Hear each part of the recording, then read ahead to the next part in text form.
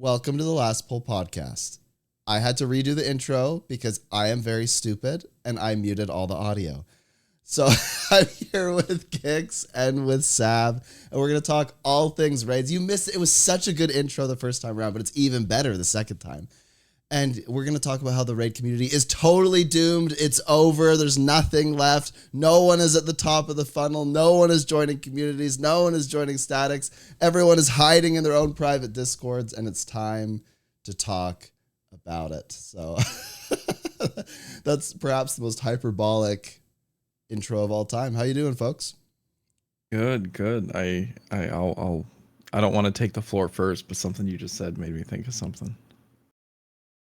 Oh yeah. Well, now everyone has to know. I mean, that's the problem. Okay. So right there at the end there. I know this has been touched on so many times, but you said everyone's hiding in their own private discords.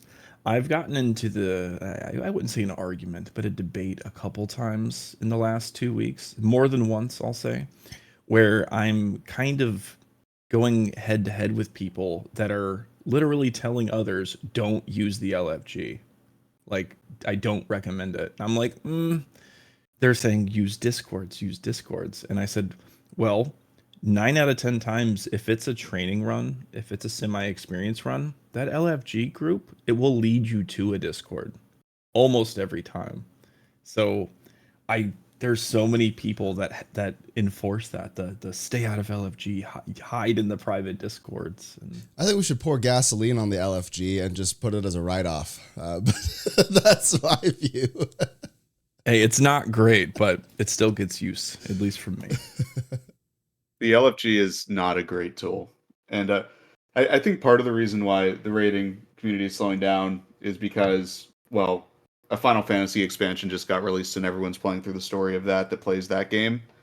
As well as I think that I hoped we would get a rating boost from Wing 8 announcement, which a lot of people on your stream were spamming Cope in the chat when we said that it probably was going to happen. Yeah, wait. Reminder, we said that we felt really strongly that Wing 8 could happen, and all of you in the chat and the YouTube comments, you spammed copium for like 20 minutes, and we had to just take it.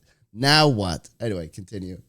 I think that the fact that they announced it's also going to be like a convergence has kind of dulled some of that possible inflow to the raiding community, because people were just like, oh, I'll just do the convergence. That means I don't really have to try as hard. And I know that's a terrible thing to say, but a lot of people go into Guild Wars 2 and they don't like it when they're challenged. So if they're not going to be forced into the raid, they're probably not going to do the raid. People that do raiding tend to do raiding because they want to do challenging content. They don't like it being required for them to experience part of the game. So if there's an easier people like to have fun. That's my take. I think people like to have fun, and it turns out that if things aren't fun, they don't do it. Yep. Well, dying isn't fun. Well, no. That's even though I'm not on that side of the fence, I know it exists. To some people, dying is fun. To some people, that 600th pull progging a boss is fun. I think that's why games like WoW do so well. People love the constant ladder climb. Some do, some don't. A lot of Guild Wars 2 gamers don't, but I mean, I think, Sneb, you probably have more friends than the rest of us that did all the hard content and then left. And they'll come back maybe for the hard content and then leave. I don't think they'll come back. That's actually one of the opinions I hate hearing. Not your opinion, but there's an opinion that I hate hearing, and it's like, oh, don't worry, guys. Like, they say that they quit or whatever, but they're gonna come crawling back to us. They will never leave. They can never escape Guild Wars 2. Yo, they're gone. They are not coming back. They will not return. I don't know how else to express this to people, but half of my static from over a year ago have not logged in since like 3 months after Soto. Soto was the cleansing nuke for the endgame community. Like my friends did not come back. There are some stayed.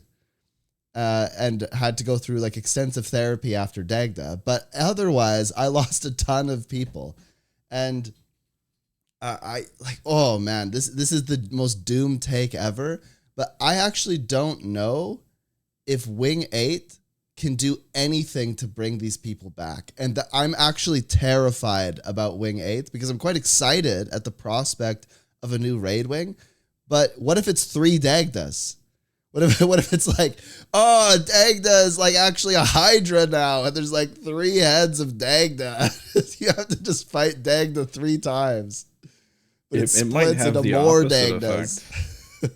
You know, a lot of us hope that it's gonna have a good effect. But if it's terrible, oh dear. Like especially like the scaling difficulty sounds nice and all, but if it ends up being like exactly like Dragonstorm but harder, can we still call it a raid? I don't know.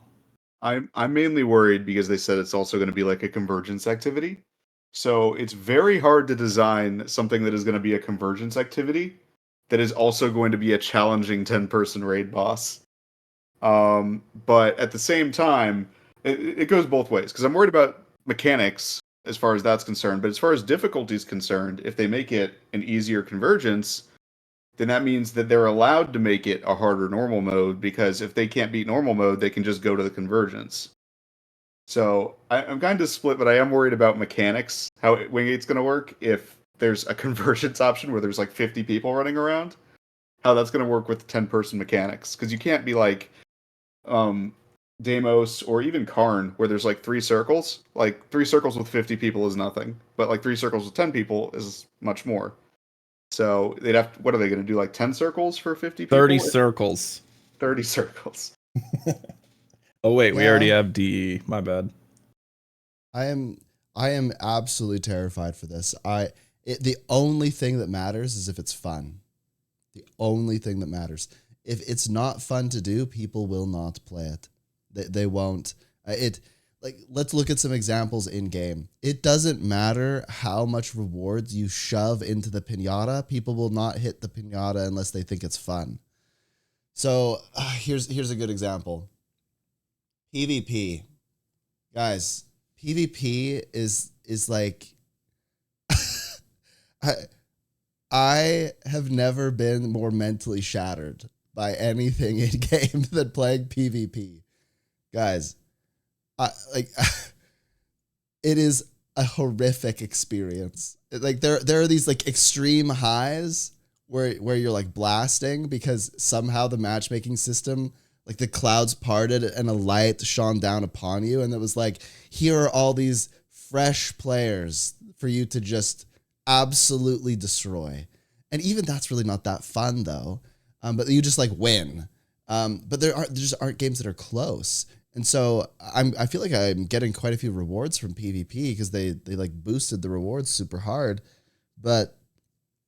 And I know that they're doing these new tournaments and things upcoming, but I don't care, because like if it's not fun, I'm not going to do it. And so I look at Wing 8 and just actually, not even just Wing 8, but just the raid system right now, and ask yourself, what would convince you to raid more?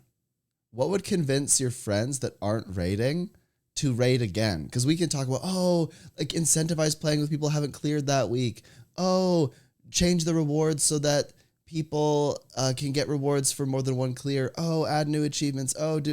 Would you actually still Bend keep my going? ally. Yeah. Would you? But does that change anything? Like, would you raid more? You'd I have don't to know. add you wouldn't just have to give me a sync for my ally, a reason to grind more ally. You'd have to give me something new that is obtained via ally. You take what do you get from raiding? Magnetite shards and legendary insights. Those are the only 2 main, I guess you could say like intrinsic motivators besides just enjoying it, right? Like Gixx here will probably do raids forever just because there's people to do them with, and that's the experience. For the people that do them and stop, that ran out of things to acquire, don't just give us the sync, but there it is right there. Better rewards. We need better rewards, and we need something to do with this currency that is piling them. How many people have 20, 30, 40, 100,000 magnetite shards because they do the raids because they like it, but there's like no reason beyond that. So imagine they release, let's say they release a reward, a sync for magnetite shards and for LI tomorrow. You spend all of them. Now what? Do you think raiders care about gold? Well, I wouldn't say it shouldn't be something I can just dump them all right away. But go ahead, Gixx. Yeah, here's my solution that will never be implemented, but will instantly fix everything as far as rewards are concerned. Give like a 5% chance for a wardrobe unlock to be a raid boss like pull. Give like a 2.5% chance for a black lion key to be part of a raid boss chest. That motivates you to do all the raids you can every week, and it motivates a lot more people because they will get, like, even if you've done all the raids, you can still unlock more wardrobe options and black lion keys, and maybe put them in like the black lion trader for like 1,000 magnetite, just like a wardrobe unlock, and then you can keep unlocking things on your account just by raiding. And that also gives people a reason that aren't raiding to be like, oh, I would like free Black Lion keys potentially and a free wardrobe unlock every once in a while. I would love to start raiding. Also, I want to share that my PvP experience is wildly different than yours, until they nerf Trapper Rune anyway. Because I was high plat every season just by sitting on points as Trap Ranger. Because people do not know how to dodge until you get to top 250. Anyway, that's all I want to say. Yeah, I mean, Dragon Hunter is a curse on society, but we won't go into that. People spam the Dragon Hunter symbol in my chat again. That happened the other day. Oh man, like, guys, when I upload these PvP games, I'm actually terrified because I can't help it. I go into like dark sneb, like Lord sneb, evil sneb, and I can't help but flame random people. It's just, like the people, they don't do anything logical. Like one game, I almost just mentally broke because no matter what I tried to do like the right things, but every once in a while I just get stuck because I'm like, well, my teammates aren't doing any of the right things. So now the right things are now the wrong things. And then, and I was like, nothing matters anymore. My choices are irrelevant. So I just like ran around.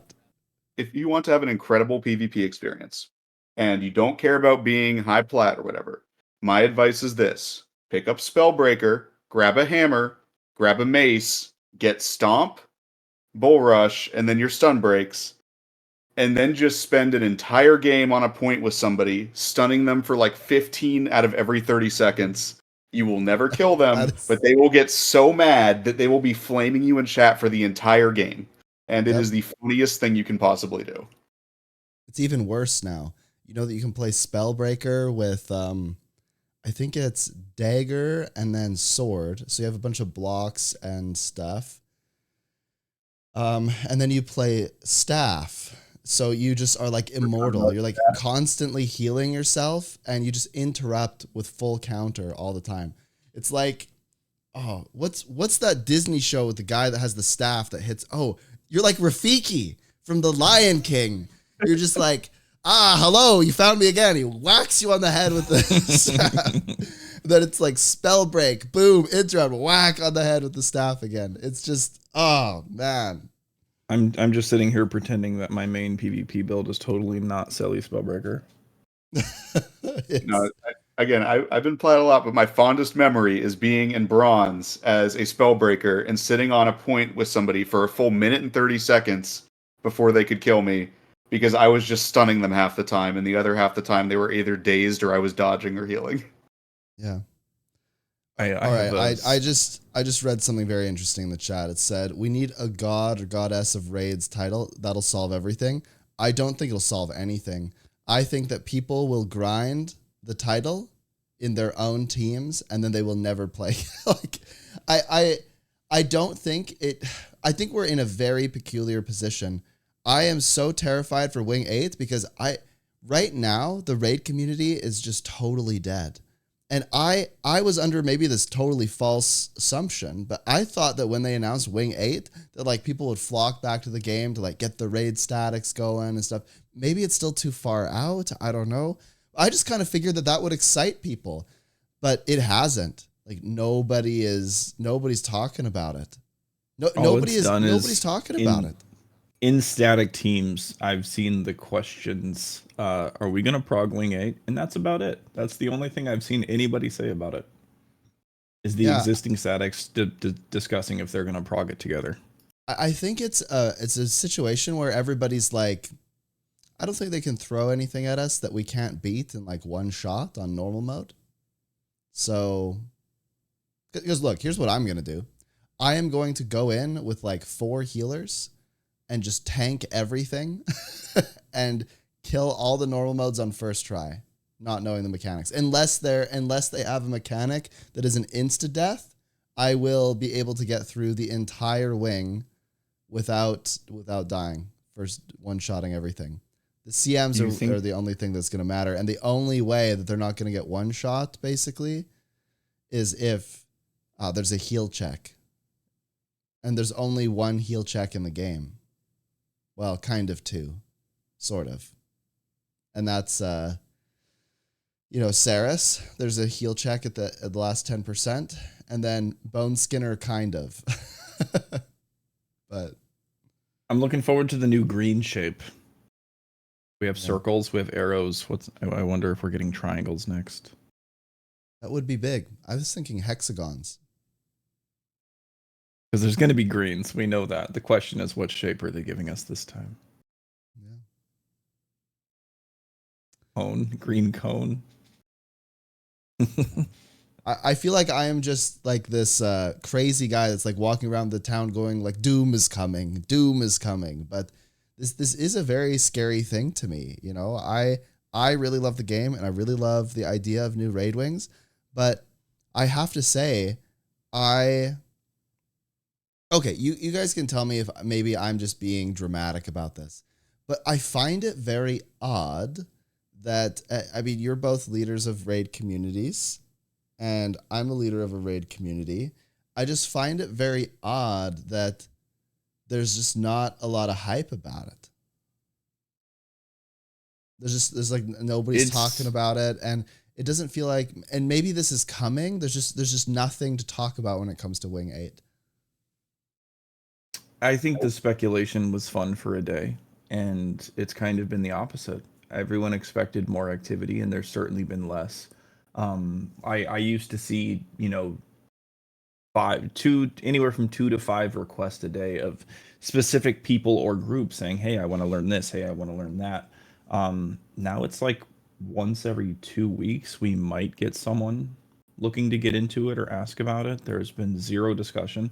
I think the speculation just got old. Everyone's just in this like stagnant mode of like waiting for what's to come. And yeah, I'd be excited to see a raid that isn't, this might sound weird, but isn't all DPS focused. Everyone's always worried about their DPS. I would like to see one that's just so mechanical that your DPS kind of doesn't matter. Some guy in chat said, please explain. He had me and then he lost me. So please explain why there would be. I kind of get it because they announced Wing 8, which has been a huge meme forever. So everyone got excited about that. But they've given us literally nothing about it. So it's kind of hard to get hype. Like, we don't know who the bosses are. I think we've heard it was 3 bosses. So we do know the number, I believe. We don't know what kind of like mechanical complexity there's going to be. We don't know really. We don't even know where it is going to be. We don't know anything about. It's like the Elder Scrolls 6 announcement. Like, how are you supposed to get excited for that? You know it exists, and you know that it's in development, but that's about it. Well, I think it's even worse than that. No, it's even worse because the only thing that you can do is look at what recent instance content has been put in the game and use that as a, hey, well, maybe it's going to be like this. And if you think about that, the fractal is an atrocity. And then you look at Saris was pretty good. And Dagda was awful. So it's pretty inconsistent. And that, to me, is enough to be kind of scary. Also, it's been so long, right? It's like, oh, man.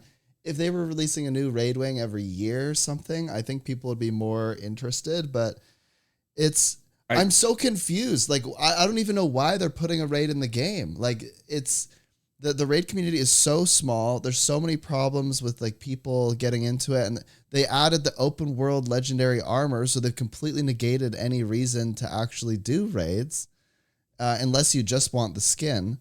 And so I'm looking at this and I'm thinking like, why?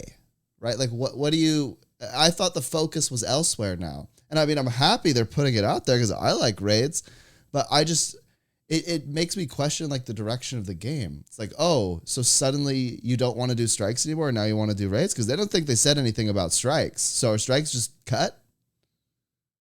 And if that's the case, then are we only getting these 3 bosses for the next year? And that's it? And I mean, I guess that's fine, but I don't think that can sustain a raiding community. There would also be way more hype if we at least, like, imagine the story came out, you finish the story, then they announce the raid. There'd be something to talk about. Who's it going to be? Where's it going to be? What's it going to be? We just have no information other than that we apparently really like bears. We know there's bears. Is the boss going to be a bear? Bear. The boss might be a bear. And I'm even with the like meta shifts with this whole spear coming out. I don't know who called it, but I think a lot of people called it that the spear is going to have either no impact or it's going to be the new meta. And for some classes it was, and some classes it wasn't in the little beta that we had.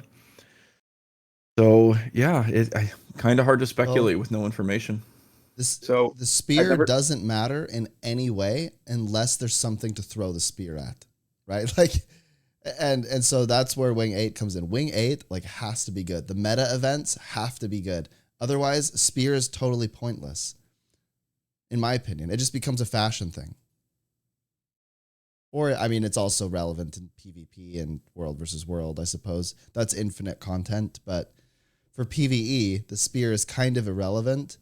Because I could kill all the bosses in the game without a spear right now. Yeah, like it doesn't do anything. I never thought I'd say this because this is the reason why I stopped playing Final Fantasy XIV is the lack of character customization. When you play that game, you literally just pick a class. It is whatever it is. You have one rotation. Good luck. But I think they need to stop adding things to characters and start focusing on content more than character, because there's already so much that it's already overwhelming for new players at this point, where there's so many different options. Man. And so now we're getting to the point where there's, with spears added, they have so many weapons, maybe like 1 or 2, like I think engineer might be fine with another weapon, but like then they feel like they need to add it to all classes. I think that they should take a break from adding things to characters and start adding more content. Like, it doesn't mean don't add anything to characters. It just means they should focus more on adding content to the game, rather, like, as far as like instance content, late game content, like events and stuff, rather than focusing so much dev time on we need to have something new for each character every time we do like a content release. Because I feel like that's why we have less content than other MMOs, because again, Final Fantasy XIV, first off, they have a much higher budget, much better much bigger dev team, and they can focus on doing a bunch of content because they can just make the class. They can have somebody who knows how to play the game run through the class's one rotation. They don't need to worry about anyone breaking the class because, again, it can't be edited. It is one rotation, and then they can just focus the rest of the time on content. When you do Guild Wars 2, you're adding these new elements to a class that already has a million customizable things with sigils, runes. I guess runes don't matter anymore. Relics. And there's ways that you can break things in this game that you can't in other MMOs because there's so many different variables and different skills. And you can run like a PvP build with like 4 stun breaks if you wanted. Like, you can go crazy with customization in this game already. I think they don't need to add anymore. I think that they need to start focusing on like adding multiple raids or like 5 strikes in expansion instead. That's my opinion. This was a pretty good statement. I don't think it has to be instance content. I think it has to be content. Content, anything. It's like, imagine you go to sit down for a meal and they give you the finest silver cutlery, which is like the spears and, you know, they give the features for your characters. And then they give you a bowl of water. They give you a bowl of water to eat. You're like, oh, yes, this is so good. Thank you. We just need more stuff. More stuff makes the game like worth playing. I want to play games to do things with people, not to just kind of AFK in the city and show that I'm wielding something. You mean housing? Well, so housing, I actually think is like an incredibly good thing because you can make rewards for housing everywhere else in the game to like really bolster content. So there's like more rewards for going and doing strikes and going to. So I think it's a good situation for that. But housing offers content the way of like organizing a room and stuff. But I don't know. It's this is the most doom take ever. But I like, is Guild Wars 2 just a dress up game? Like is that what it is then? Because it has some of the best combat of any MMO out there. I feel like it'd be a shame to just waste that, you know? I was just making a play off words. You said, you know, aside from just sitting in a town and showing off what we have, it's like, isn't that kind of what housing is? I mean, that's true. It kind of is. But if that's all you do, it just feels kind of weird. Yeah, we have become a swimsuit game. I just saw that. Maybe I'm just a prude or something, but I think it's kind of weird that you're like in a raid and everyone around you is in swimsuits. It's just a little bit odd. I find it. I haven't my immersion seen is that breaking. Maybe it's just the people you're surrounded. I haven't actually seen that yet. I don't think I'm surrounded by like gamers. extreme gooning. That's what caused me to actually quit Terra. I don't know if you guys were familiar with Terra, but I loved that game all the way up until the cool dragon and flame horse mounts turned into cop cars that as you drive went wee you, and everyone was wearing bikinis. Yeah. It's an interesting experience. Yeah, I want my dragon back, not that little like 50-cent rocket ship that kids play on the playground. So both of you mentioned before that you feel like you've seen a pretty big decline in people interested in things like training, or not just training, but just getting into raids at all. I'm kind of curious. I'll share my experience. I'm curious about your experiences. So we make statics in Skein Gang, which is to say that we help unite players into a group of 10 so they can go and progress through content. And we give them all the supports and mentorship and whatever that they might require on that journey. But the problem is that literally no one is requesting our entry level static. No one. And I would say, oh yeah, like maybe there's one. No, there's zero. There's been zero for a while now. Like it's been a long time. And I get that it's summer. And so I thought, well, maybe it's seasonality. And I think that has an effect. But usually there's something, right? Usually somebody's like Friday night, you know, it's like 10 o'clock, sun's down. Anybody want to get in there and get some raids done? And it's like nothing. The LFG is a desolate wasteland. I see nothing in there. I'm just totally shocked, but I don't know how to address it. And the problem is that when there are fewer people getting into raids, that means that fewer people are becoming experienced, which means there's fewer people to make experienced teams. And I think teams start to poach from each other and just become really isolated. And that's what I'm seeing in Skein Gang right now is just the strong teams are becoming stronger because they're just kind of reinforcing and insulating themselves. And then there's just no new teams. There's just nothing. I got two points on that. The concept that stronger teams are isolating themselves. That's one of the things that made me kind of peel away from statics for at least to where I am now, is because the static teams that are forming, let's say a fractal static, for example, you've got 5 people that are very social. They make a lot of friends. They hang out in a lot of voice channels. They do things with lots of people. They make this fractal static that's new. And over the course of time, they got really, really good. And now they're doing like speedrun strats. And now they only play with those 5 people. They're like hardcore. They don't want anyone that doesn't know the strats. They actually lock or hide the channels so no one else even knows they exist at this point. And those 5 people that were once like pillars of activity are now non-existent to the rest of the community. Yeah, and then the other that happens quite. Yeah, there's just no pug scene, right? Like you, man, and I am probably, you know, maybe I should be more patient. But the thing is, I don't really want, this sounds so bad. People are going to meme me so hard. But I kind of don't really want to play with somebody who's brand new either, right? Because the skill discrepancy is so high now that actually I should preface that. I only don't want to play with somebody who doesn't want to improve. And I'm struggling to find people who want to improve. I'm finding a lot of people that are like, I want to do the raid once so that I can get the achievement and then never again. So I'm finding a lot of people that will say, oh yeah, like I'm down to do this one time, but then after that, I don't really care anymore. Or I'll do it enough to where I get the achievements and then I'm done, because there's nothing else for them to go after. There's no reason for them to do raids. It's lower gold. It's a big time investment. It's a big social investment. You have to do everything off of the game. So there's like, you're playing a game outside of the game. I think it's really difficult. Yeah, and you, in your last point, you mentioned how there's no like new growth, and that leads to no replacement in statics. I've been saying this for forever, that the most important person in a horizontally growing game is the new player. And it's becoming hard to foster new growth and rating when they have these alternatives. So I'm not like anti-obsidian armor. I think it's cool that people have that alternative. But I kind of liked it back when, if you didn't like World v World or PvP, well, congrats, raids are your way to do it. And that brought a lot of people in. People that thought they would never do it, people that thought they would hate it, end up doing it, end up loving it.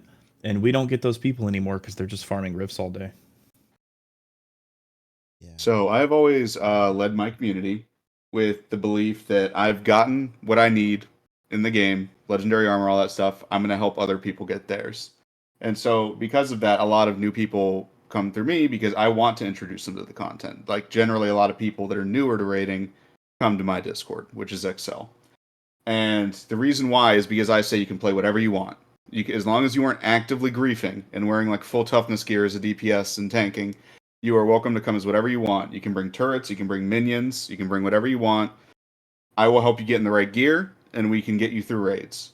And a shockingly high amount of people, way more than average. Like, it's more than 1 out of 2. It's probably like 4 out of 5 that do that, enjoy the content because they're playing something that they can enjoy, and to say, okay, I've done this, but I can see that I'm doing like way less damage than everybody else. I want to improve. And eventually, it's not going to be immediate. Eventually, they will get better. As far as getting new people into the scene, a lot of it is just publicity. And Sneb is gotten not harassed, but he's been bullied, I guess, by people. He's been advertising, and people will say, oh, you're just trying to recruit people. And it's like, yes, we are trying to recruit people into the raiding environment. And yes, I do it my turns out that if there are occasional- no new raiders, then you won't raid either. So we're trying to get people to raid. Yeah, and like I'm going to be putting up a post soon because we got 420 armors in Excel, which is a funny number. So I needed to put that up, and that's generally how I do it. I've found in my community it has not been as much of a lack of like a lack of people filling in, as much as a lack of people leading content. And That's so also true. Yeah. it's almost Based. the inverse, but there has been a lack of people coming in as well. It's not been as crazy as it used to be. You are so right. My mind is just blown right now. You're so right. People will not lead content. Holy. I actually hadn't really considered this, but I see it myself too. I don't want to lead content either. It's like a bad experience almost every time. Because when I lead content, I want to play a certain way.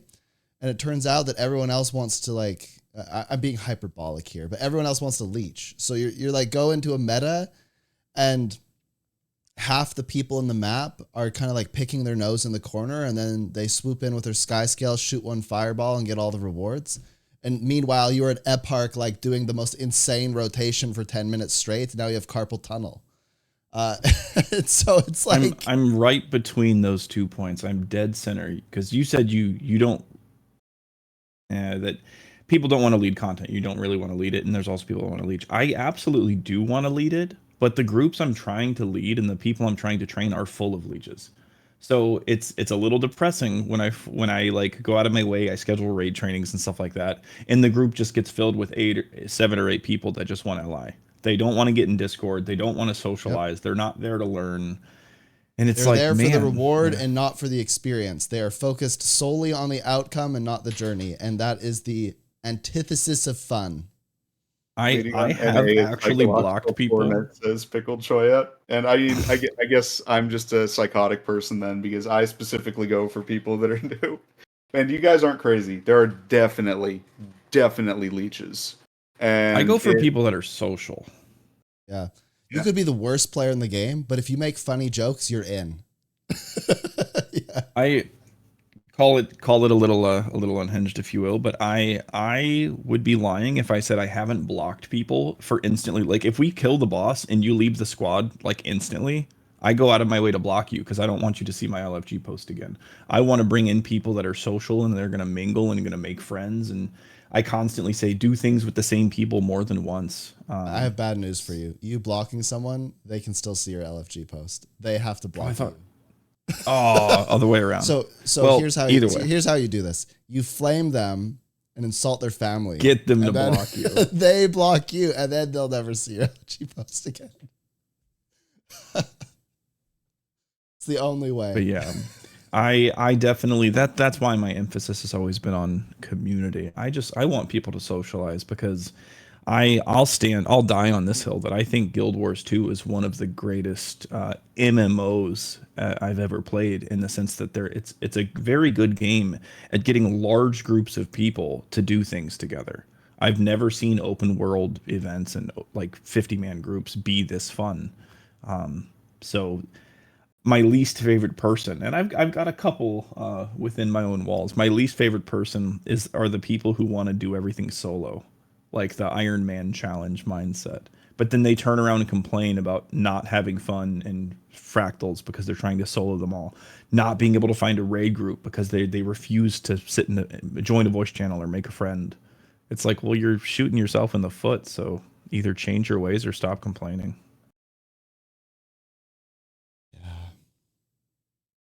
I think we went over this the last time we had one of these podcasts with me on it, is that some people just aren't accustomed to trying because so much of the game is given to you in a giant group where if you make mistakes, people are going to pick you up. If you don't do enough damage, there's going to be people there that do enough damage.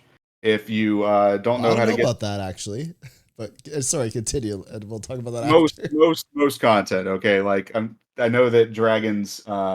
There's so many dragons. Dragon's End is the one with Yeah. Suwon.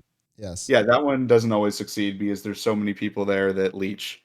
I don't even know if that's a DPS issue as much as there's a toxic mindset issue there. But when you get into raids, you can't leech because if you do, first off, it's going to be super obvious. Second, and you're probably going to get kicked. And two, you just won't clear the content half the time, especially in the later wings where like one person can mess it up for the entire group. Yeah. Okay. Here's the crazy thing. The Eparch meta. I had a prophecy. I told everybody. I said, in like 1 week on NA, none of the blasters are gonna do this thing anymore, and it's like barely gonna pass. It's just not gonna pass that often anymore, because there's too many people that leech and do nothing, right? And this is true. There are people that have told me they've gone like 0 and 8 on NA. There are people that have told me they've gone 0 and 5. Like they can't kill it because nobody wants to lead it. So there's no subgroups, no organization, no boons. Nobody reses, nobody does anything. And like, keep in mind, the boss is like basically just this like spider that's duct taped to the floor in the middle of the room with a bunch of circles around it. But people really struggle to kill that because they don't have any damage. There's like no damage. And there's no knowledge transfer about how to do more damage. People don't understand about boons. And people are they're just like insulating themselves. They're not going out and talking to people. Like, put it this way. I was on NA and Teapot was doing Eparch on EU, and I was like, oh, I'm going to do it on NA. So I went to NA and I kind of made a mistake. I didn't see that there was another tag in the map. And so I was like funneling all these people in, and they were like, "Oh, merge with us." And I said, "No, I'm not going to do that because I've already organized full boons in this squad." And somebody in map chat said, "Boons don't matter here." And it triggered me so hard that I left. And then for the next 20 minutes, some guy kept whispering me and calling me a bunch of expletives and saying I was weak for leaving. And then we went and killed the boss in 8 minutes. Or no, it was 6 minutes, 6 or 7 minutes. Yeah, so inverse to what that person said, if you want my hack to beating almost every single open world meta ever, get you and 4 friends, you're all going to play support Herald, and you're all not going to be in a party. You're going to get in there as a party, you're all going to drop your party. You're all going to turn on your quickness, and you're just going to run around to people. And because your boon duration is so cracked, you're going to be giving half the map full I'm going to have to edit this out of the podcast. You cannot tell people to do that. I'm just saying. Because the problem is that is actually correct, and that is the best way to receive rewards. Because when you give boons to everyone, anytime somebody hits somebody with a boon that you applied, you now get the reward. So objectively, playing Herald is like better for rewards. But the issue is that that's the most AFK thing to possibly do. And like, oh my gosh, there's people that actually do that, and they don't do any of the mechanics, and they stand there and they just give boons and they get all the rewards. Dude, it's so bad. Oh, they'll never fix that though. It'll never change. Okay, I'll never endorse AFK. I was talking about running around and doing the. Oh, okay. I thought you meant just like run around in a circle and give boons. And I was like, you're actually correct that that's one of the best ways to get credit for the event. But like, oh my gosh. Yeah, I am. The part about like scrub maps is that alacrity really doesn't matter too much because nobody's doing a rotation. So like you don't need those cooldowns. And quickness does way more for DPS than alacrity with people that are like not experienced like DPSers. Yeah, if they're not mashing their buttons fast, it doesn't matter. So as long as you're given like half the map quick and fury and might, then you're gonna drastically increase the DPS, even if they don't have good gear, even if they don't know a rotation. It's beautiful. It's not beautiful because people are AFKing with it, but it is beautiful because I am a support enjoyer and I like support heralds. Yeah, I don't play support in open world. I'll play offensive support so that I can not only do some of the highest damage in the map, but also provide boons so that other people will do more damage.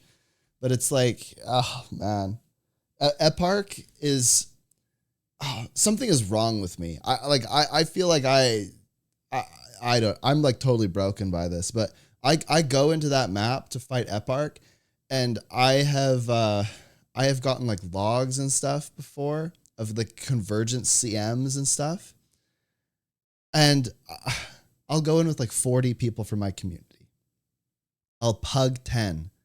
6 of the 10 people that I pug will do less than 5k DPS on DPS classes. And like I'll food and utility check all of them. And I'll whisper them and I'll say, you must bring a utility. And they're like, what's that? Or I don't have one. I'm like, I will buy you one. Just eat this thing. Eat this giant sharpening stone. And it's so, man, maybe I'm just too particular, but I just don't think it's fun. Like nobody cares about performance. And you don't have to do the highest damage or anything, but like when you're doing 5k and like all the other DPS are doing between 15 and 22, like it's just like you're just not contributing. It's just not, it's almost unfair to the team to like allow this to happen. But nobody ever says anything. There's no enforcement. So these people think that they're doing really well, but nobody's willing to tell them that they're not. So it's almost like a disservice to them, because if you put 50 of those people together, they will never pass anything, right? Like any of the difficult content, they won't be able to. Those people will not kill Eparch. They cannot. It is impossible. Well, we just talked about leeches, so this probably won't work all the time, but what has worked a lot for me, because I've never had add-ons installed, but I can tell when people aren't doing enough damage because, you know, I've done raids enough that I can, boss HP is way too high for where we should have it. And so what I say when I feel like people aren't doing enough damage is just like, hey, just FYI that DPS you should be aiming for is at least like 15k. And if you feel like you're not doing that, you probably need to edit your build. Because it's not calling anyone out, but it's letting people know that, hey, I'm having 1,500 crits pop up. Maybe I have a bad build. And the people that do want to improve will always capitalize on that. But again, leeches. So those 6 out of 10 people you were talking about, probably 5 of them are just going to be like, what?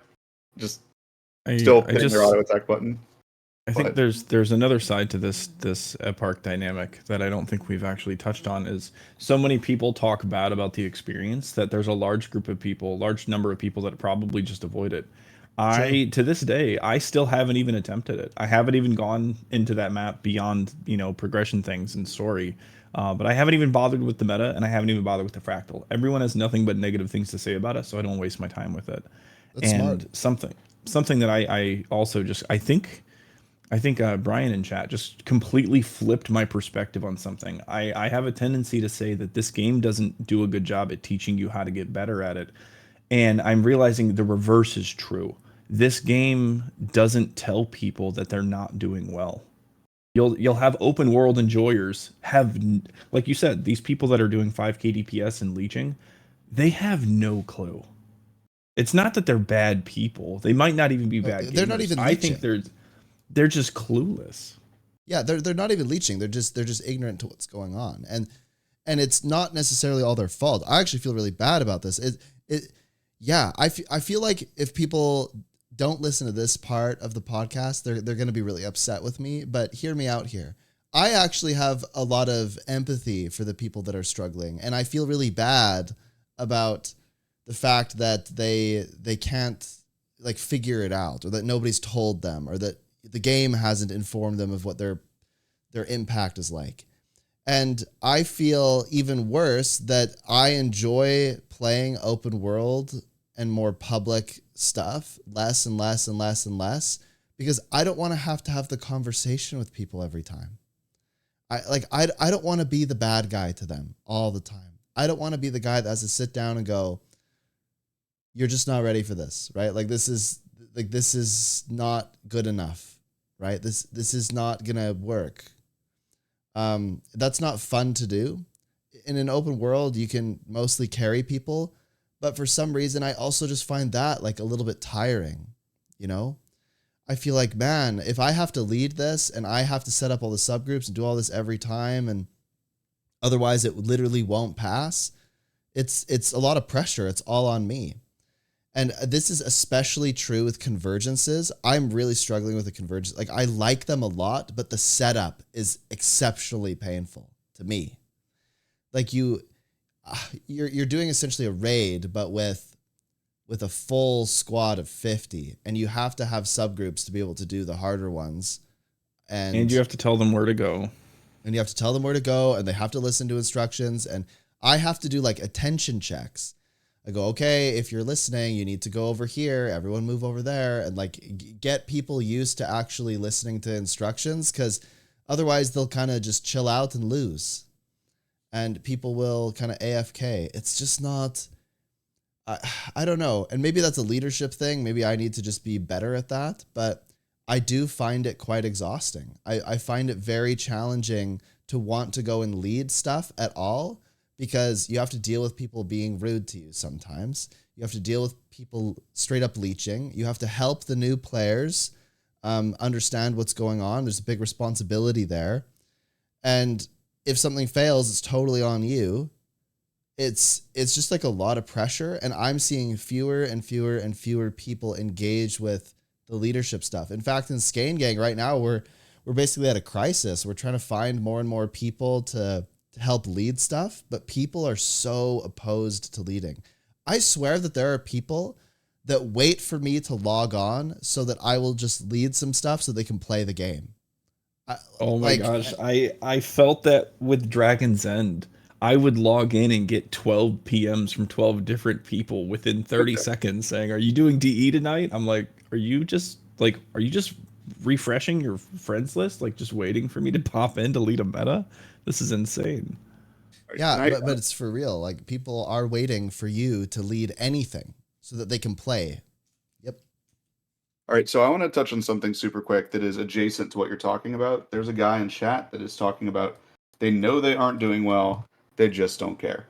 Oh, go I up can one. tell you that is not I was true. about to talk about that same I can comment. tell you that you are absolutely objectively wrong. And I can tell you that because I have worked with those people, because my group Excel focuses on people that are newer to games or newer to rating or newer to endgame content and might not have they might not have the experience of going into WoW or other MMOs before. This is their first MMO because it's a free MMO and they liked it, so they bought the expansions and now they're doing raid content.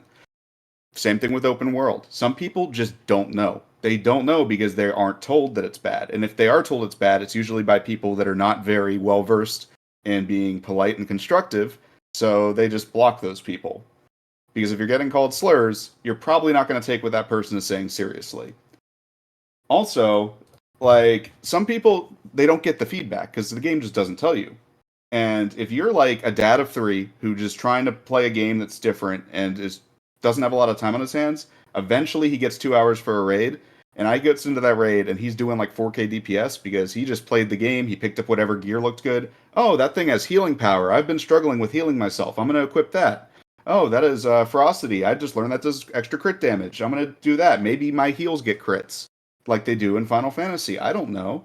If you played Final Fantasy, he might not. He might have no MMO experience. And if you have no MMO experience, if you're killing what's in front of you, you are doing good enough. And in open world, you do not need to directly be a massive contributor to killing whatever's in front of you because there's always going to be people around.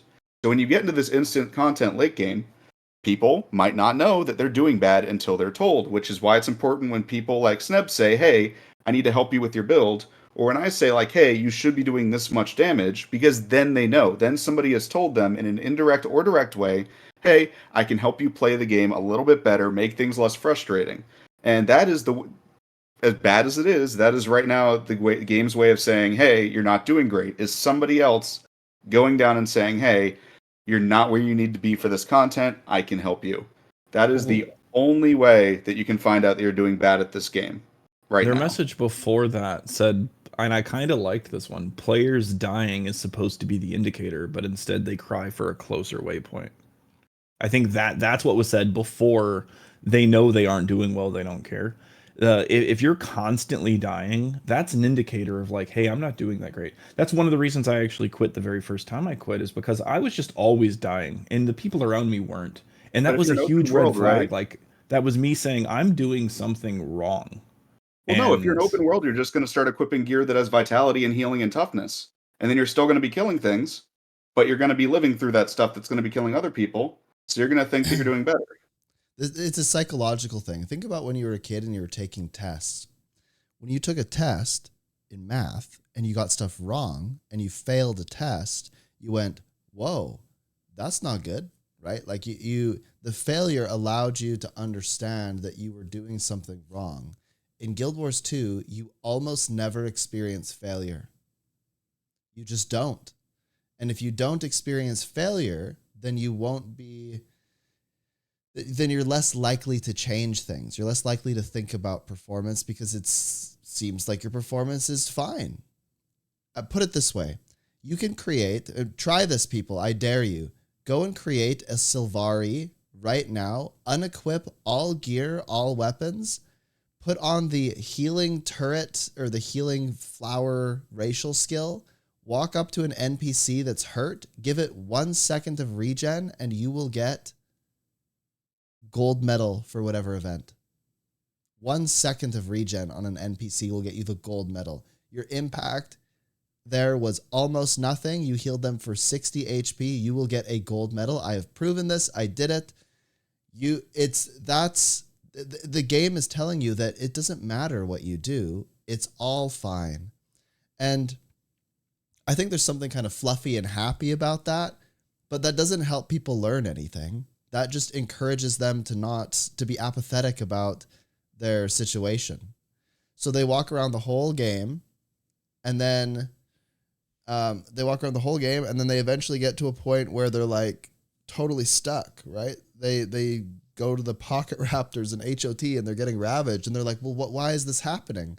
But at that point, they're now so far behind in understanding the systems that it feels like it's a far more daunting task. Because rather than slowly go, okay, well, you have like 6 pieces of armor. Now you're going to get into accessories. Now suddenly you got to do it all at once. And that's a lot for somebody to just figure out instantly. And that's why raids are so tough for people, is all of a sudden they're forced to learn every system all at once because they've never had to learn anything about the game before that. Yeah. And Sab, first off, apologize for cutting you off, man. I get incensed when people talk about people not knowing better, or they're just like, they're intentionally leeching, because I know so many people that got way better at the game and have done like Harvest Temple CM now as soon as they've learned that they were originally not doing good.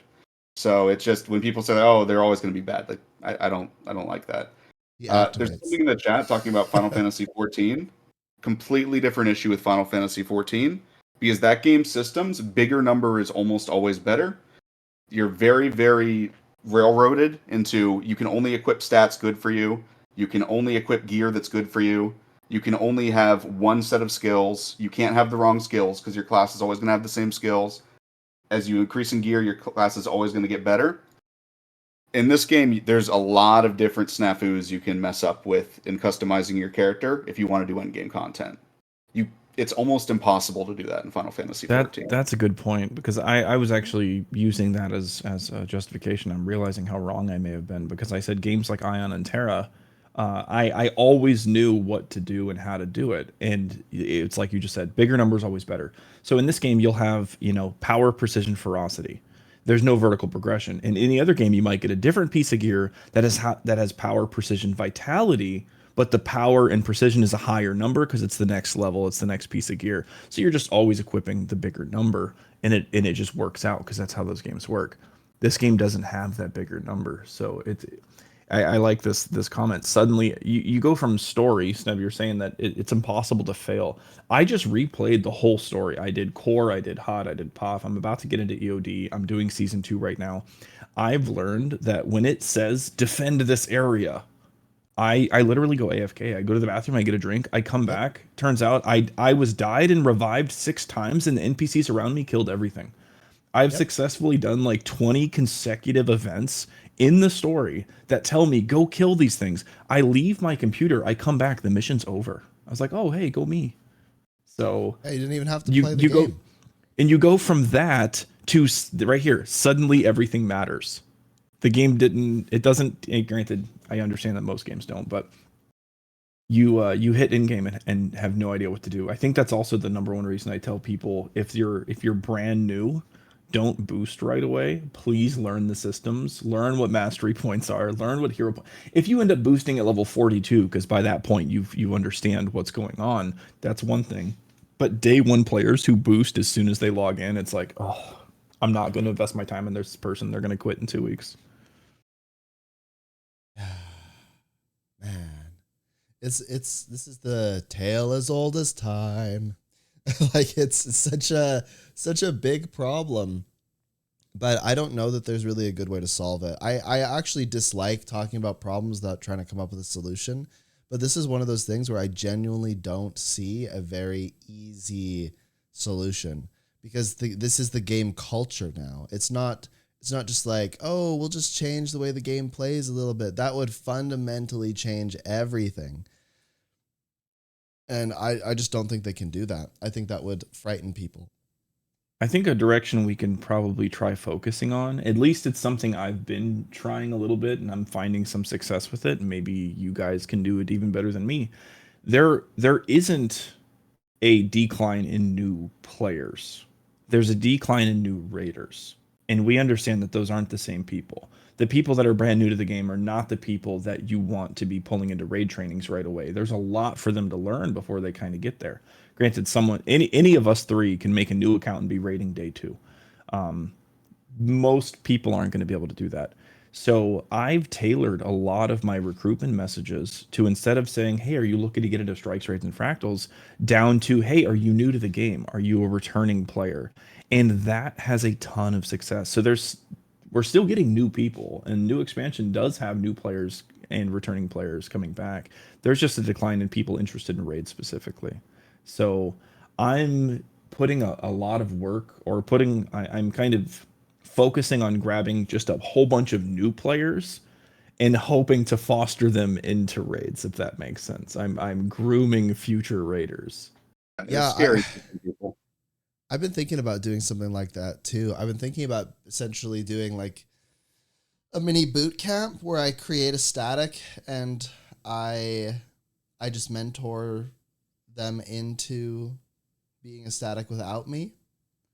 But I love doing that, by the way. It's really fun. I like doing it. It's just really hard to find the right kind of people for that, because what I found in the past is that groups become quite dependent on you, even if your intention is noble. Ooh, yeah. I mean, I'll just say it. If you have one good experienced player, they can really carry a team, whether it's by leadership, knowledge, skill, or a mixture of all of those things. They have a huge impact. And I've done the raids enough where I may not be the best raider, but I think I have enough knowledge and leadership skill to have a pretty huge impact on a team. And when I leave a team, it's a huge deal. And so well, it's not a huge deal if I'm with a whole bunch of other people that are really experienced, but when I'm with a team that's really new and I leave, suddenly they can't do what they were doing before and it rattles them a little bit. So I'm always kind of conscious of that. I'm not sure if it's really the best way to do things. I kind of want it to be, but I'm conflicted on what I should do there. I've also thought about just hosting more events where I like teach the leaders and stuff. But I don't know. I don't feel like there's a good solution right now. Two things on that. Teaching the leaders isn't going to give them the actual incentive and motivation to actually lead. You can teach them how to do it, but actually getting them to continuously do things, that's like impossible, or it feels impossible. And then the teaching, like fostering a team, taking, hey, I want 9 people that have never rated before and a 10th that you can kind of work on the side. And creating that static, training them all, and then saying, be free, do your own thing. I had the opposite effect on that, because I've been in teams where if someone leaves the team, no one cares. They just find a new person. And then I've been in other teams where someone leaves the team falls apart because that person was so important. One of the teams that I fostered, the cohesion between like the 7, 8, 9 members was so good that the leader didn't do well. The leader didn't do well as a leader, and the leader left, and they replaced the leader. And the same thing happened. They replaced the leader. That team has been going on for almost 2 years now. There's still the same 3 or 4 people in it, these like core members. Those 4 or 5 people, they still don't want to lead it. They have like their 6th new leader, but the team itself is still going on. They've even been renamed several times. But that was my most interesting experience doing that. Is that raid group I trained for, like about half of them developed a good friendship, but none of them want to lead, and they constantly recruit a new leader every time their leader quits. That's interesting. In SG, if a team doesn't have a leader and no one's willing to step up, I just dissolve the team. I don't recruit leaders. People just are leaders, because I think trying to put all of the pressure on one person is like really unfair and unsustainable. So I just say, hey, you're all leaders. Nobody is the de facto leader. Truth be told, we have one doing that. Yeah, someone is gonna probably step up and be more of the shot caller. But I try to explain to people that everyone on the team has a leadership role. Some might be more quiet than others or more behind the scenes, but it doesn't not being the shot caller doesn't absolve you of being a part of the team. So Do you want to hear something insane? Yeah. So we have a weekly clear, semi-experienced to experienced in Excel, and it's led by a great person. I don't know if they want to be named, so I'm not going to name them right now. But they had 20 signups the other week. I think it was 22. I might be 1 or 2 off. But they got their raid full, and there was like 10 people that still wanted to raid. And so I was like, guys, I can't be there right now because I'm at work. But all of you are experienced or semi-experienced. Why don't you just run the content? And they're like, oh, that sounds like a great idea. And I'm like, okay, just one of you needs to sign up and be the commander. And nobody did. And then Well, after like if I 20 can- minutes, they're just like, okay, I guess we're not going to raid tonight. Yeah, I want to interject real quick.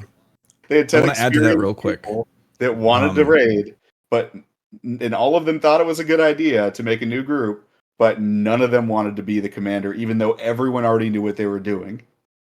I'm going to clarify something for everybody else, because I know that some of us know how your community works when leading raids. A lot of communities, mine's one of them, when we host an event for like raid training or a static, there's a pre-allocated 10 people. 2 have to be healers, 4 have to be boons. And your people have to sign up to that seat or they can't sign up. In Excel, it's literally as many people can sign up as you want. It's kind of a first come first serve thing. So for anyone who's confused, that's what he means when he says 25 people can sign up to a raid. And that's unknowing that's wild. You could have 20 people that want to raid, and if the leader doesn't show up, the other 19 are like, well, I guess we're not raiding. Yeah. But oh, by the way, I have something to report. This is random, but remember last time we all spoke and you were like, yeah, you know, if somebody won't volunteer, I just get all the DPS and I just say, I'm going to kick all of you unless somebody volunteers. I do that every time now. It is extremely comical. It's like, whoa, bro, I actually know how to do it. Like, don't. It's so Have you funny. have you been able to use a scapegoat yet, where you have like a friend in the group and you're like, hey, I'm gonna kick you for a second? I did that to Gal. Yeah. And you're like, just play along, and you kick your friend and you're like, all right, next. Yeah. You know? it And then was a you wing get too. volunteers and you invite your friend back. Yeah, it was a I wing just too. roll And a I said, dice I'm not on- playing around, people. Pick a mushroom or you're all going. And then it was silent. And I'm like, I just kicked Gal. And I was like, that's one. Whoa. Okay, I can do the mushroom. It works. Everyone's chasing it. A lot of a lot of the LFG scene I've seen too. They're all chasing logs. When I pug raids quite often just for fun, and I come across the same people all the time, and they're all just chasing logs for wingman. I think that's a part of the raid community that isn't often spoken about, is the people that are there purely to be a diehard DPS. And maybe that's why they're not social. That's why they don't want to join Discord. That's why they join these other runs just for the clear, just for the LI. There's a lot of people that are just chasing weekly logs, more than I used to think. Oh, yeah, because there's nothing to do. So these people join and they go, I am only DPS. Blinders on, sword locked, ready to go. No other mechanics. I do not touch the subling. I do not res. Like, we'll be on Doom, and let's say something led to them dying, which is not that common because they're probably pretty good if they're chasing like high DPS logs for wingman leaderboards. But if they die and they're able to identify that this pull isn't going to fail, they leave before we even finish the fight. That's how you really know, oh, that's a log chaser. As soon as they realize that, oh, they're gonna actually kill this boss and I'm dead, yeah, I don't want that, and they leave. We need to discuss why we have like tons of AFK players on event and PvP. Well, I can tell you exactly why, and it is because they're not punished. And it's not only because the report system doesn't work, as everyone says in chat, it's because it is tedious and people don't want to do it. Because what you need to do is actually open a support ticket on the site if you want to see results. You report them in game, you report them on the site, move on, and you will eventually see results, but people don't do that. So they just don't get punished, and then they keep doing it. If you want commanders to feel confident, you need to give them proper tools and proper moderation. When I was doing Drakkar all the time, and I loved doing that, by the way, but then this group of people came in and started griefing me, and they would intentionally try to make it fail by putting down troll portals and putting people in the wrong cavern and stuff. And this like totally destroyed my motivation to do it. I reported them hundreds of times. I eventually made tickets. I probably made 12 tickets. They got like a day ban, a week ban. I think they only, on the third time, they probably got like a month. And then I think on the fourth, I heard from the rumor mill, because some people knew them, that the support said, if you do this again, we will permanently ban your account, because they were so tired of me putting in tickets. But the mental load to do that is so freaking annoying that most people won't report. So this griefing just continues. And if this happens and commanders' maps get griefed, all their effort is in vain, it feels like. It's one thing to lose because you failed or like you were learning and figuring it out. It's another thing to lose because somebody willed you to lose. And that's not a fun experience as a commander. In PvP, if people AFK, they should get like a day dishonor or something. And then it should just keep ramping. I don't know. I don't know how to measure that exactly, but I was in a PvP game the other day and somebody said GG and we were down by 75 and it was the first 2 or 3 minutes of the game. And I was like, what?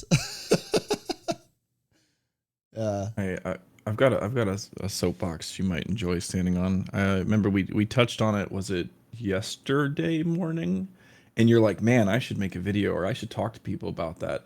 This ideology of Condi versus power fights and how if you're good enough at the game or you're in the right group, there's no such thing as a Condi fight. And I equally see both sides of that. Every time I have this conversation, it's 50-50. There are people who, like, I'm one of them. I'll be able to say objectively this fight is easier on a condition build. But if you're a better player, if you're a higher tier player, if you're better with your rotation, every fight's a power fight. Sab, I want to see you beat Veil Guardian with the power only team. You can do it. You can? Yep. I really want to see it now. You can do it. It just takes a long time. 25 encounters, and that's the only one? There's one sub-boss that needs condition damage? Well, he's the real boss if you're not going to be able to kill him fast enough. The real boss. Yeah, the Red Guardian's going to be the real boss for you. Yeah. But what started this conversation? I've been reliving this conversation for days. It feels like with different groups of people because I like collecting all the info. Yeah, I'm nitpicking. That Twin Largos normal mode, I call it a Condi fight. Twin Largos challenge mode, I call it a power fight. Well, if you're good at Twin Largos challenge mode on a power fight, you'll probably also be good at it at normal mode on a power build. Unless something Sneb kind of pointed out to me yesterday was if all of your team is running Condi, you're going to have more time to ramp. The phase is going to be a little slower. You'll probably do better on Condi, get better numbers. But if all of your team is running power, you'll probably do better on power. I didn't realize that there is albeit very small, there's a group of people who don't like that you label fights Condi or power. And I think there's a bigger group of people that greatly benefit from that distinction. And even when you go to resources like Wingman that show you all the current records for every fight, it tells you at the top, this fight favors Condi, this fight favors power. So I'm on the fence. That's why I keep having the conversation. Oh, I think it's good we're having on the podcast. I'll give you my take. I'll give you the same take that I said the other day. The issue is quite complicated, and this is why people just say this is a power Condi fight. It's to skip the explanation part. The explanation is fights aren't really Condi or power. Per se, it kind of depends on your composition. It depends on the skill level of your group. There are certain bosses that heavily favor one strategy over another, but that doesn't mean they can't be completed either way. A good example of this is Keep Construct. If you play Condi there, you're like actually trolling because you will do so much less damage because of how the boss is designed and because it has inherently lower toughness, which means that you get, I think it's a 36% boost if you play power. So you get a 36% boost immediately. And if you play power, your burst happens. And if everyone on your team is playing power, you do your burst all at once, and that'll get the boss down to the phase. So you'll be maximizing your damage potential in that situation. So you're going to do actually far more than Condi would anyway, probably like 50% or higher more. So that's one way, but you can do it with Condi. It's totally doable.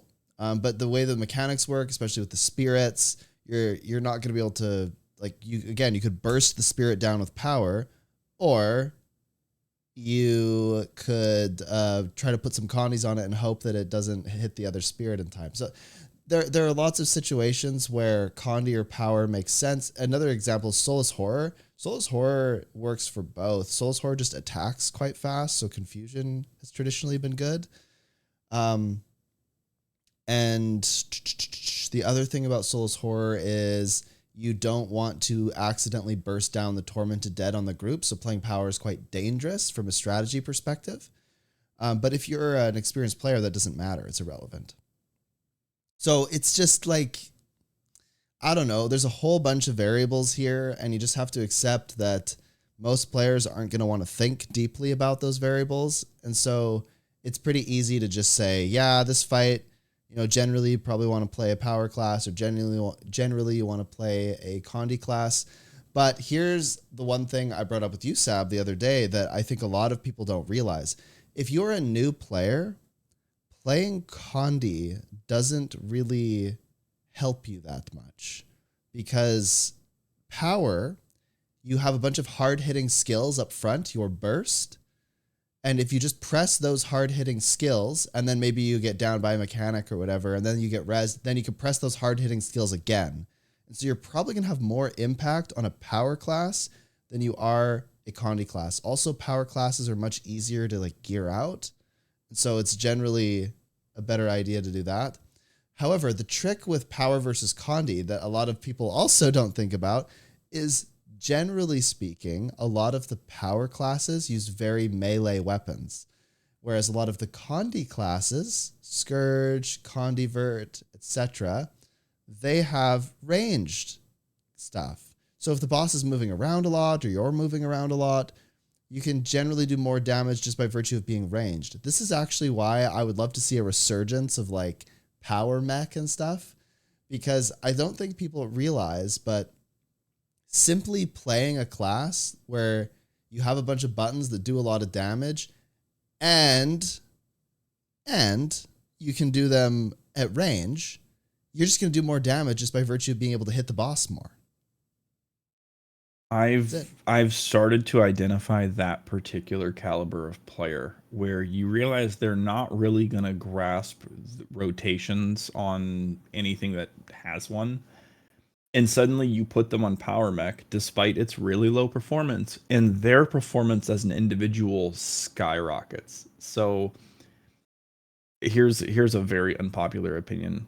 Power mech, if you're not doing well, if you're always doing really, really bad damage, just try power mech. I'm curious to see what happens, because I've seen 5 to 12k players start doing 20 to 25, and nothing changed with them. It's like the most noob friendly class, and I don't want to just suddenly start having power mechs in every group I join. But who knows, if it helps you, then that's another tool in your kit.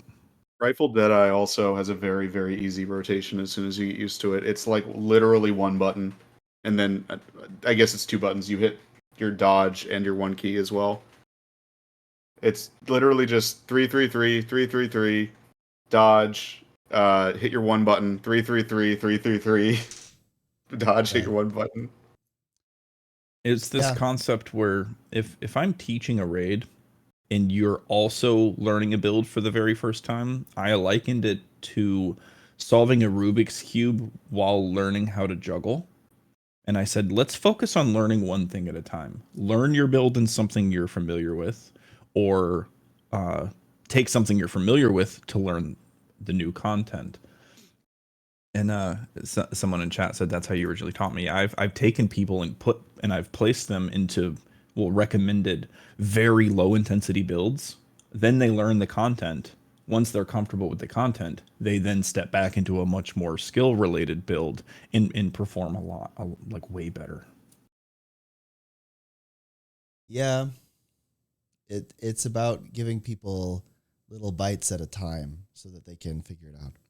I just want everyone to know that if you're out there and you're thinking, man, I am depressed now because these guys are telling me that I am a noob because I don't actually know how to do good damage or whatever.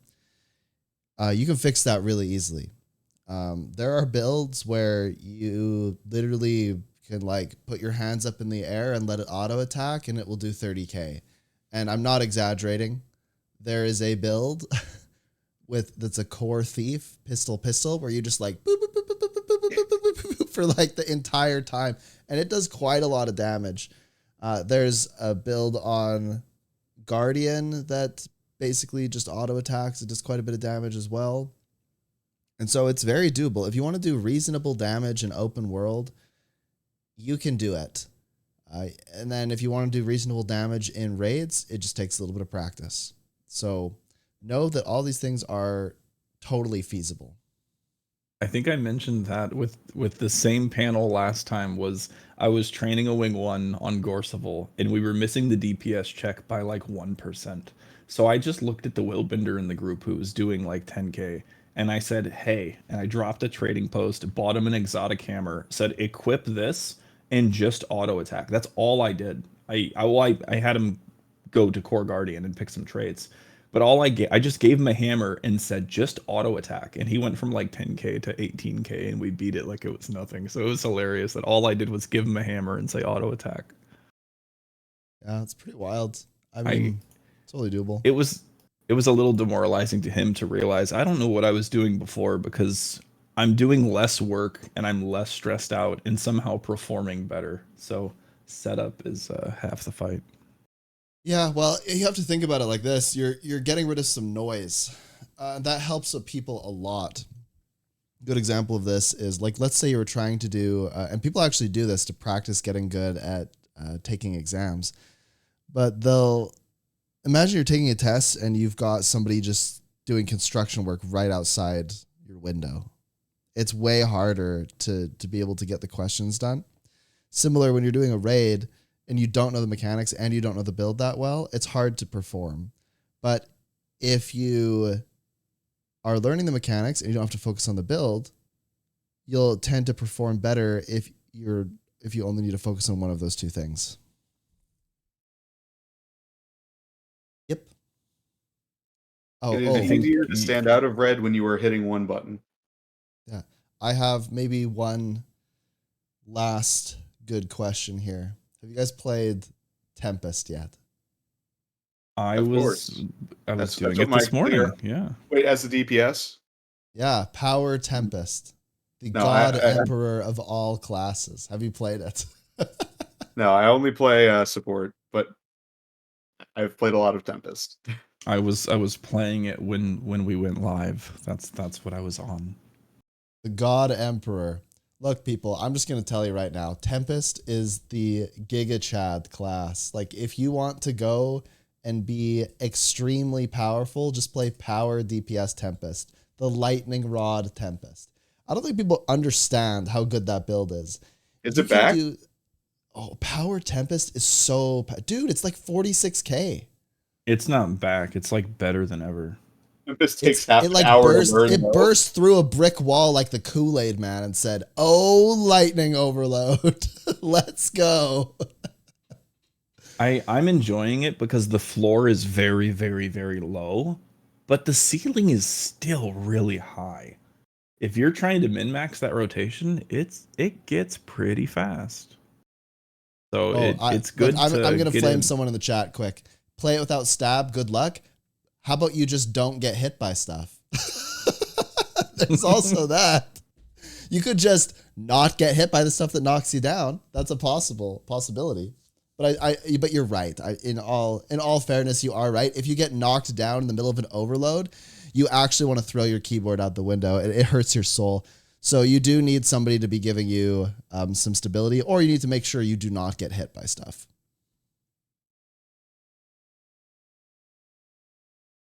With macros? People use macros?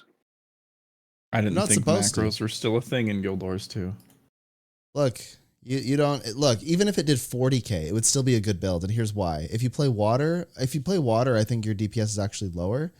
But when you play water, every time you go into water, you give soothing mess, so you're healing. Every time you go into, you also have plus 300 vitality, so you're a little bit tankier.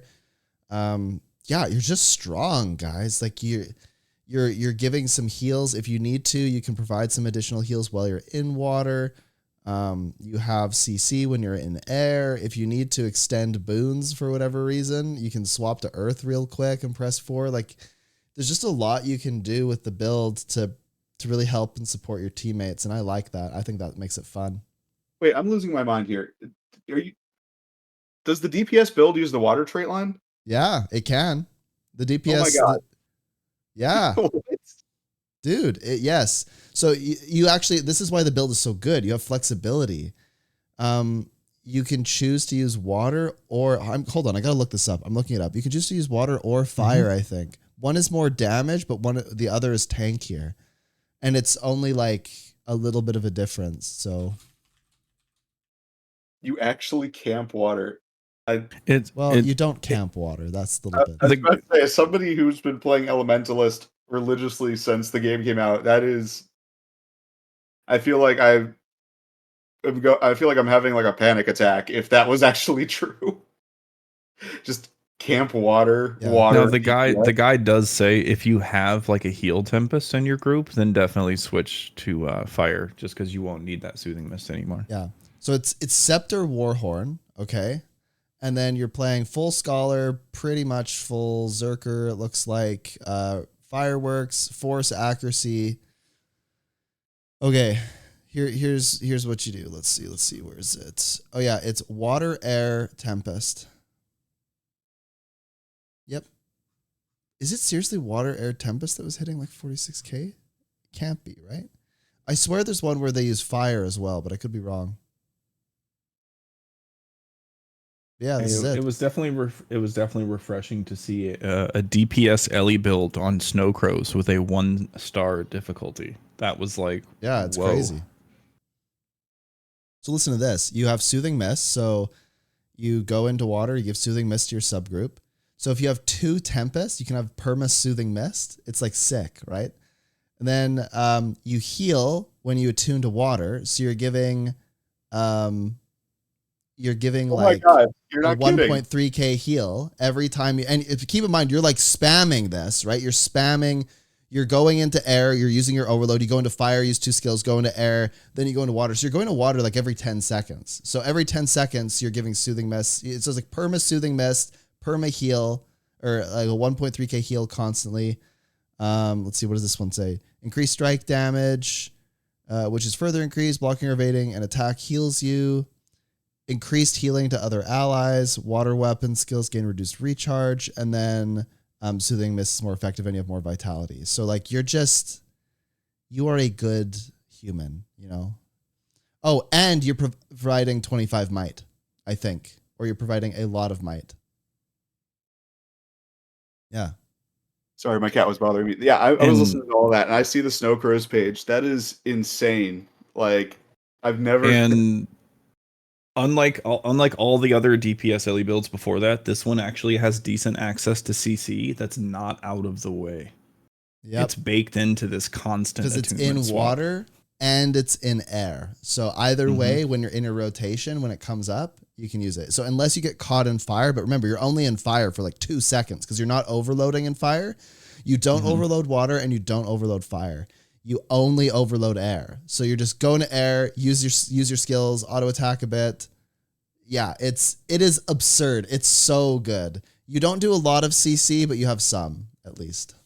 And you could swap out, was it Feel the Burn? That little shout utility. You could swap that out for CC. I was informed of that today.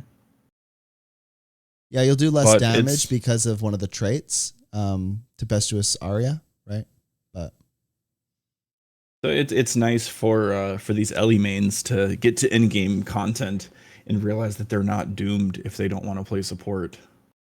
Oh yeah. Oh, and Wash the Pain Away is actually super good as well, because it removes condies too. So like if you're at oh man, and the elite skill is a glyph, like the elemental thing.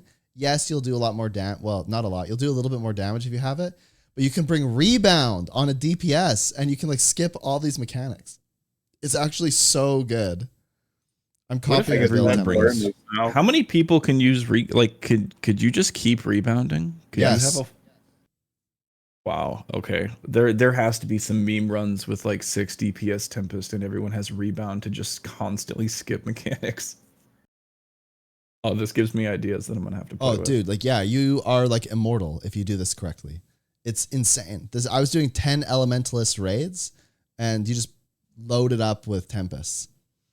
And then you can slightly change your traits and stuff. Like you can have 2 DPS Tempest bring water, or if you have 2 heal Tempest, which is most likely, then they are all in water and everyone else is in fire. You can bring different shouts to have different things. You can all go into earth and extend boons. Like it's absurd. Yeah, you're good. Because keep in mind, you're using Warhorn here. So if you go into earth and you press 4, you're giving everyone 3 plus 3 seconds of every boon. Yeah. 6 DPS Tempest, 2 Alac DPS Tempest, 2 Quick Catalyst. Is Rebound Ellie specific or Tempest? Like Catalyst is still incredibly buggy, and I love it. It is actually funny. What I would consider my main, because it's really good at picking people up off the ground. I would not recommend bringing Quick Catalyst into challenging content unless you really know what you're doing, because its energy bar is still bugged.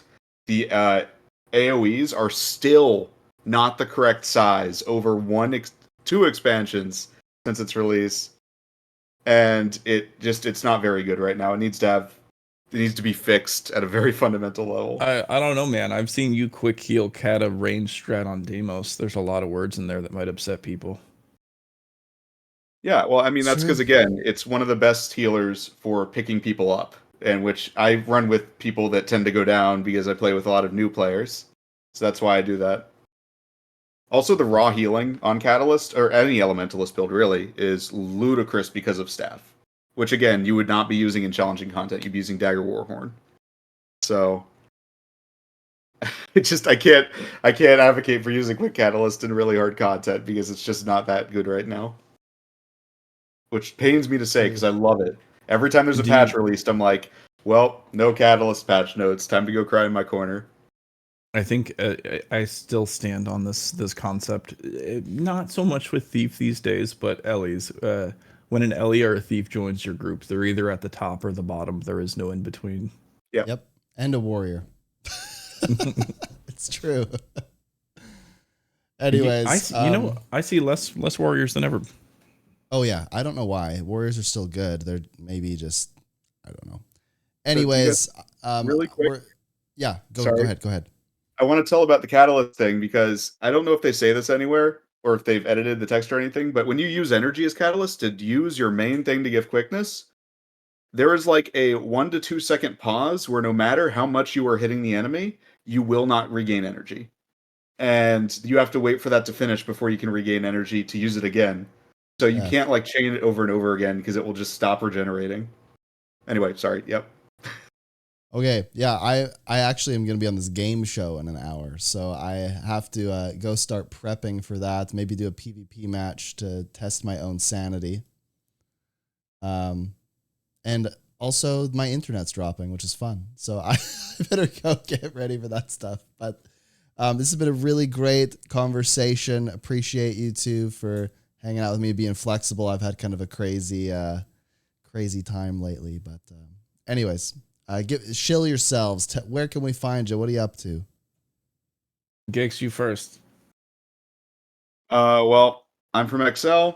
Jasper_Onari, I believe, on Twitter. I don't use Twitter that much. I just repost pictures of cats. Yeah, Jasper_Onari on Twitter. XL. So if you type in excel.uwu.ai, that's our site. You can also just find us on Reddit if you just look up raid armors in the search bar.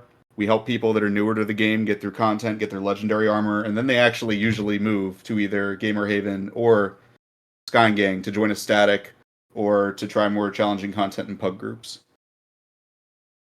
And I'll keep mine simple. Follow me on Twitter. I made a Twitter account. I make Guild Wars 2 memes all the time. That's all I care about right now. Like my memes. Good memes. Okay, thank you again both for being on. This was another episode of the Last Poll Podcast. I think this was episode 10. I think it was. We'll see. I could be wrong about that. I've lost count. There's so many now. But anyway, thank you for listening, everyone. I'll go. We'll have a quick break and then we'll keep streaming. Bye. Talking to you as always.